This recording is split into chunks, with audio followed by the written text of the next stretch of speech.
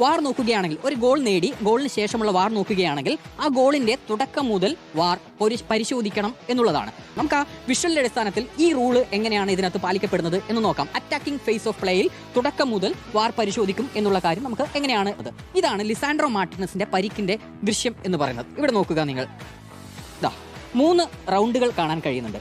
ഒന്ന്, പന്ത് ആരുടെ കാലിലാണ് എന്ന് നോക്കുക. പന്ത് ലിസാൻഡ്രോ മാർട്ടിനസിന്റെ കാലുകളിലാണ് ഉള്ളത്, അതായത് കൺട്രോളിലാണ്, ലിസാൻഡ്രോ മാർട്ടിനസിന്റെ കൺട്രോളിലാണ് ഉള്ളത്. ഇനി ഈജിപ്തിന്റെ ഡിഫൻഡർ നോക്കുക, അദ്ദേഹം ഇവിടെ ജേഴ്സിയിൽ പിടിച്ച് പുറകെ നിന്ന് വലിക്കുന്നത് കാണാൻ കഴിയും. ഒന്നാമത്തെ ഫൗൾ. രണ്ടാമത്തെ ഫൗൾ ഇവിടെ കാലിൽ ചവിട്ടുന്നതും കാണാം. പുറകിൽ നിന്നുള്ള ടാക്കിളാണ് എന്നുള്ളത് കാണാം. അപ്പോൾ ഈ ഫൗളിന്റെ കാര്യത്തിൽ ആർക്കും സംശയം ഉണ്ടാകും എന്ന് തോന്നുന്നില്ല. അത് കഴിഞ്ഞിട്ടാണ് കൃത്യമായി കാണാം. അതിനുശേഷമാണ് ലിസാൻഡ്രോയെ വീഴ്ത്തി ഈ പന്തുമായി മുന്നോട്ട് പോകുന്നതും അത് ഗോൾ അടിച്ച് ആഘോഷിച്ചതും അതിനുശേഷമുള്ള വാർ ചെക്ക് വന്നതും. അപ്പോൾ രണ്ടാമത്തെ കാര്യം കൂടി പറയാം. രണ്ടാമത്തേത്, എന്തുകൊണ്ട് മുഹമ്മദ് സലാഹയുടേത് ഫൗൾ വിളിച്ചില്ല എന്നുള്ളതാണ്.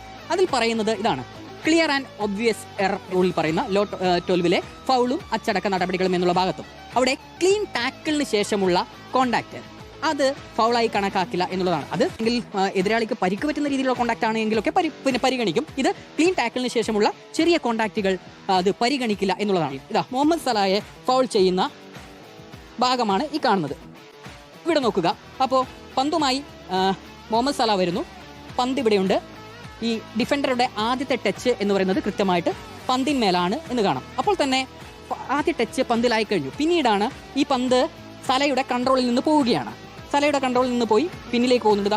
ഫസ്റ്റ് ടച്ചിന്റെ ദൃശ്യമാണ് സൂം ചെയ്തത്. പിന്നെ പുറകോട്ട് പോയി കഴിഞ്ഞു. അപ്പോൾ കൺട്രോളിൽ നിന്ന് പോയി പിന്നീട് മുന്നോട്ട് നീങ്ങുന്ന സലയാണ് അവിടെ വീഴുന്നത്, കാലിനിട്ടടക്കം. അതായത് കാലിൽ ഡയറക്റ്റ് കോണ്ടാക്ട് അല്ല എന്നുള്ളത് ഇവിടെ നിന്ന് വ്യക്തമാവുകയാണ്. ഡെലിബറേറ്റ് അല്ല, അവിടെ നിലത്തുകൂടിയുണ്ട്. മാത്രമല്ല ആദ്യത്തെ ടച്ച് ഏതായാലും പന്തിന് മേലാണ് ഉണ്ടായിട്ടുള്ളത്. അതുകൊണ്ട് തന്നെ ഫസ്റ്റ് ക്ലീൻ ടച്ചിന് ശേഷം, ടാക്കിളിന് ശേഷമുള്ള, കൺട്രോൾ ആയതിനു ശേഷമുള്ള ഫൗളിനെ ആ രീതിയിൽ നമുക്ക് കാണാൻ കഴിയില്ല എന്നുള്ളതാണ്. ഇതാണ് രണ്ടിലും എന്തുകൊണ്ട് അർജന്റീനയുടെ ആ ഗോൾ അനുവദിച്ചു എന്നുള്ളതിനെയും മുഹമ്മദ് സലാഹയുടെ ഫൗൾ വിളിച്ചില്ല എന്നുള്ളതും ലിസാൻഡ്രോ മാർട്ടിനസിന്റെ കാര്യത്തിൽ എന്തുകൊണ്ട് ഫൗൾ വിളിച്ചു എന്നുള്ള കാര്യത്തിന്റെയും ഉത്തരമാണ്. നിയമം പറയുന്നത് മാത്രമാണ് ഈ പറഞ്ഞിട്ടുള്ളത്.